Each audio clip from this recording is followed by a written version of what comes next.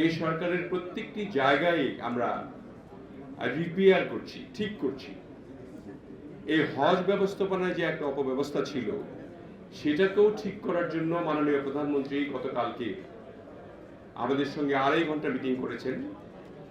সেখানে সকল stake holder যারা ধর্ম মন্ত্রণালয়ের এবং বিমান মন্ত্রণালয়ের যারা আমরা জড়িত এই হজের সঙ্গে, হাজিদের সঙ্গে, তারা উপস্থিত ছিলাম। আমরা নির্দেশনা পেয়েছি কিভাবে হাজিদের আপনাদের সেবা দেওয়া যায়। বাংলাদেশের এই যে 660টা এজেন্সি যারা হাজিদের বহন করেন, তাদেরকে যে সেবামূলক যে আচরণ যেটা হওয়া দরকার সেটা করে থাকেন আপনারা নিশ্চয়ই। তার মধ্যেও কিছু কিছু ভুল থেকে যায়, সেগুলি যাতে ফার্দার আর না হয় সেই কারণে কিন্তু মাননীয় প্রধানমন্ত্রী গতকালকে একটা নির্দেশনা দিয়েছেন। সেই নির্দেশনা মানার জন্য আমি প্রথমে আপনাদেরকে অনুরোধ জানাই যাতে করে হাজিরা না এসে বাংলাদেশে আর কোনো কমপ্লেন না করতে পারে বিগত দিনের মতো। সেই জন্য আমরা সিদ্ধান্ত গ্রহণ করেছি যে ধর্ম মন্ত্রণালয় যে সমস্ত আপনার এজেন্সিগুলি রয়েছে যারা ঠিকভাবে পারফর্ম করবে না বা হাজিদেরকে ভালোভাবে যেভাবে নেওয়ার কথা এবং আনার কথা এবং সেখানে ট্রিটমেন্ট দেওয়ার কথা, সেগুলি যদি সুন্দরভাবে না করা হয় তাদের এজেন্সি লাইসেন্স ক্যান্সেল করা পর্যন্ত যাবে, এই মর্মে তিনি একটা বাণী দিয়েছেন। এটার অর্থ হলো আমরা যাতে সমস্ত এই ভঙ্গুর রাষ্ট্রকে প্রত্যেকটি জায়গায় আমরা ঠিক করে আনতে পারি।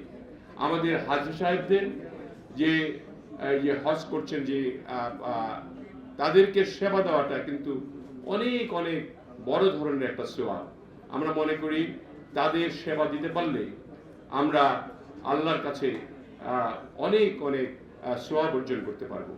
আমি মনে করি যে এবারে আমরা অত্যন্ত খুশির খবর যে এবারই প্রথম বাংলাদেশে জনাব তারেক রহমানের নেতৃত্বে যে সরকার গঠন হলো এবং সেই সরকারের আমলেই প্রথম নুসুক কার্ড বাংলাদেশে আসলো, প্রথম, এটাই প্রথম।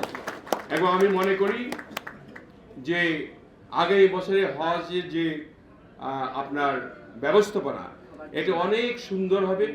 হাবের মহাসচিব রয়েছে আমাদের ছোট ভাই, তারা সহ আমাদের ধর্ম মন্ত্রণালয় সঙ্গে আমাদের বিমান মন্ত্রণালয় সম্মিলিতভাবে প্রচেষ্টা চালিয়ে আমাদের যে প্রধানমন্ত্রীর কার্যালয় আছে সেই কার্যালয়ের সহযোগিতা ডক্টর মাহাদি আমিনের সঙ্গে কাছে পাবো আমরা।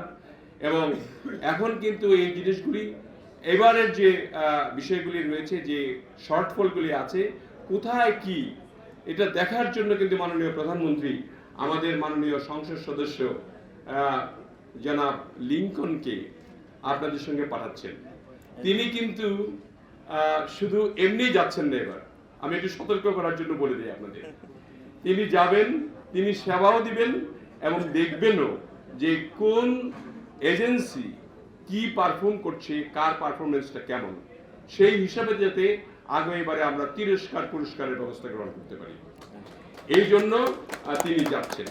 আমি অত্যন্ত খুশি, আল্লাহর কাছে হাজার শুকরিয়া জানাই যে আমার হাতে নুসুক কার্ড আমি দিতে পারলাম এবং এটা কন্টিনিউ করবে।